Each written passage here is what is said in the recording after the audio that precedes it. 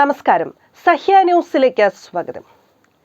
എറണാകുളം മാടവനയിൽ അപകടത്തിൽപ്പെട്ട കല്ലട ബസിന്റെ speed governor വിച്ഛേദിച്ച നിലയിൽ.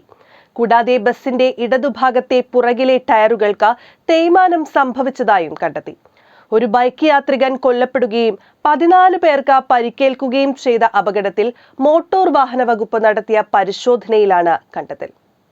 ഗതാഗത നിയമ ലംഘനങ്ങൾ നടത്തിയിട്ടുള്ളതായി RTO പറഞ്ഞു. തമിഴ്നാട് വഴി വരേണ്ടിയിരുന്ന ബസ് വയനാട് വഴിയാണ് വന്നത്. അതിനാൽ തന്നെ സമയത്തിൽ മാറ്റം വന്നിരുന്നു.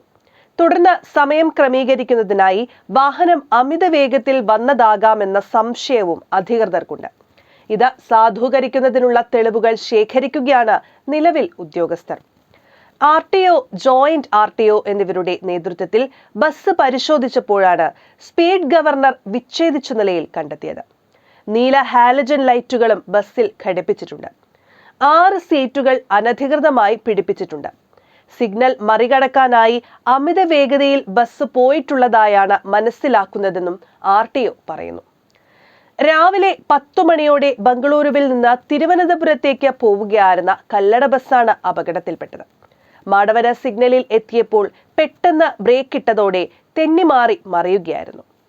സിഗ്നൽ ജംഗ്ഷനിൽ മറുവശത്തേക്ക് പോകാൻ ബൈക്കിൽ കാത്തുനിന്നിരുന്ന ഇടുക്കി വാഗമൺ സ്വദേശി ജിജോ സെബാസ്റ്റ്യന്റെ മുകളിലേക്കാണ് ബസ് വന്നു വീണത്.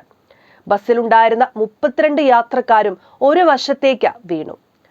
ഓടിക്കൂടിയ നാട്ടുകാരാണ് യാത്രക്കാരെ പുറത്തെടുത്തത്.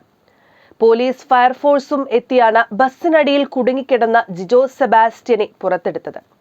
ആശുപത്രിയിൽ എത്തിച്ചതിന് പിന്നാലെ മരണമടയുകയായിരുന്നു. അതേസമയം കല്ലട ബസിന്റെ ഡ്രൈവർ പാൽപാണ്ഡ്യയുടെ അറസ്റ്റ് രേഖപ്പെടുത്തി പനങ്ങാട് പോലീസ്. നട്ടലിനേറ്റ പരിക്കിനെ തുടർന്ന് ഇയാൾ സ്വകാര്യ ആശുപത്രിയിൽ ചികിത്സയിലാണ്. News desk, Sahya news.